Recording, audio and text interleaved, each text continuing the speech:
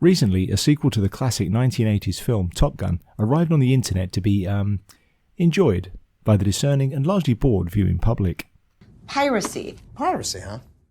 The original version starred Tom Cruise as an absolutely undeniable and absolutely straight character who was also an ace pilot with a disregard for his own safety. This was a film not well regarded for its plot, nor its acting, nor, well... I thought it was garbage. Well... It's remembered for being a bit of a romance action film with good flying effects and not much more. It certainly won't take your breath away. I see what you did there. Then, nearly 40 years later, Tom Cruise wanted a new house, or to be relevant again, or for us all to forget about the mummy. The sequel, Top Gun Maverick, takes everything the original movie was and just recycles it mercilessly. Just like any Hollywood sequel that nobody wanted or asked for, this movie takes everything from the first film and just does it all again, just very, very, very slightly differently. Hello, I like money. What's good about this film? Not the acting, not the plot, and not the fact that everything is a cliche-ridden repeat of the original. What is good are the flying effects, which are simply some of the best sequences that have ever been put on film. It looks, and presumably is, real footage of the actors in the rear seat while a real pilot flies a real jet. For some reason, we do end up rooting for Pete as he risks his life in a final mission that he seems convinced is not survivable.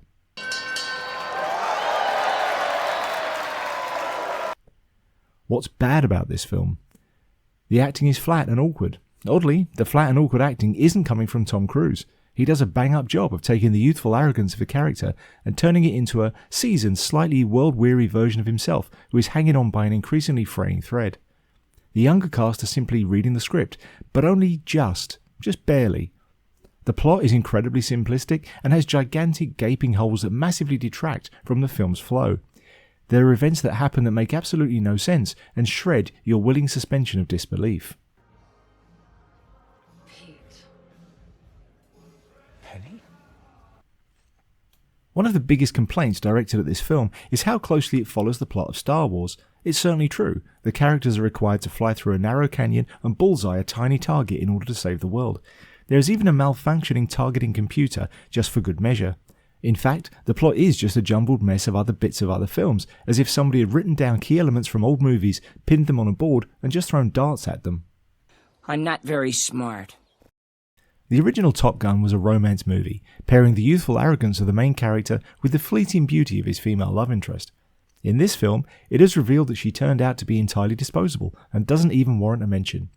Instead, Maverick meets, by complete coincidence, an ex-girlfriend that he'd forgotten about to such a degree that he didn't even realise she was living and working on the base he's been assigned to.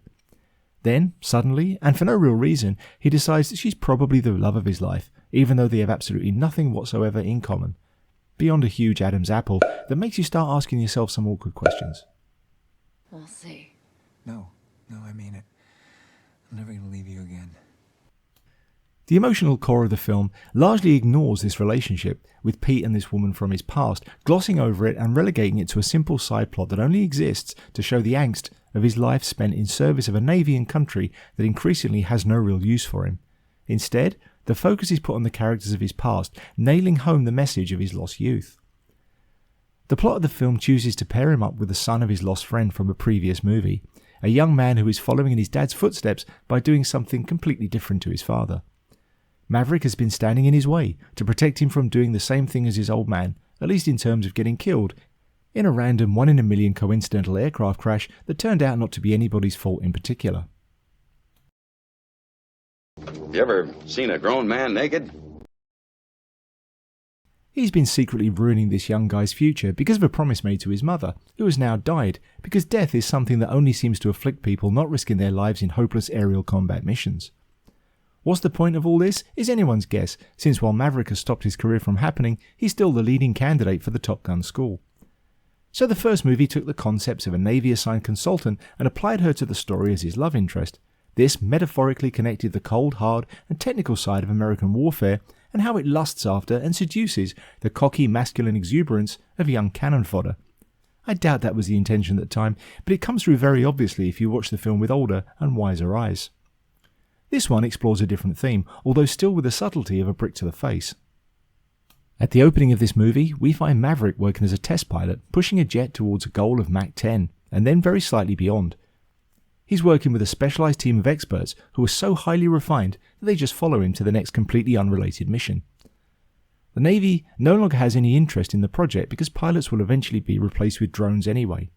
The fact that this makes no sense doesn't bother the people in the film, so we won't let it bother us. Yeah, screw it.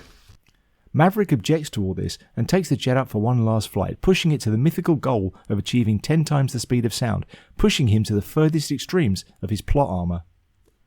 For some reason, the aircraft ceases to exist and our hero Pete is left in a small-town American diner with a parachute dragging behind him.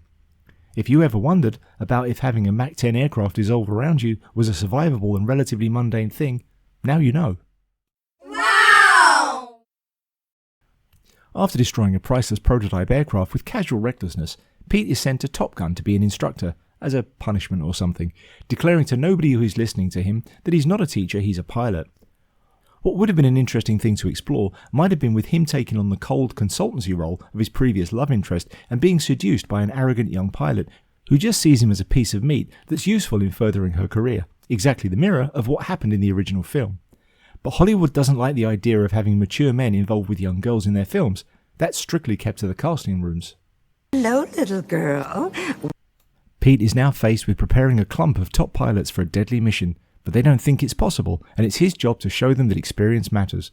But of course, this is not what the film is really all about. There's more? Oh, yeah, a lot more.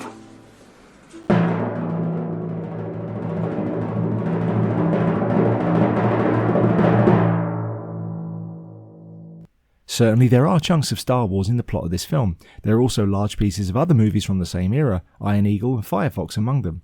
There's also a scene where Maverick takes the book that everything is based on and throws it in the dustbin.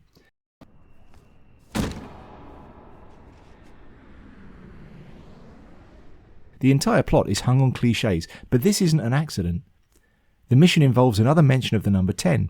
They will pull 10 Gs as they pull up after delivering the missile strike. After a brief search, I found nothing that connects the world of high-functioning pilots to the number 10, but it strongly connects with making movies. And that's what this film is really all about. This is a story of how technology is replacing people. It's a gigantic metaphor for how CGI is replacing practical effects and how Tom Cruise, who admirably does his own stunts, is leagues ahead of the new generation of actors who just turn up and flop about in front of a green screen.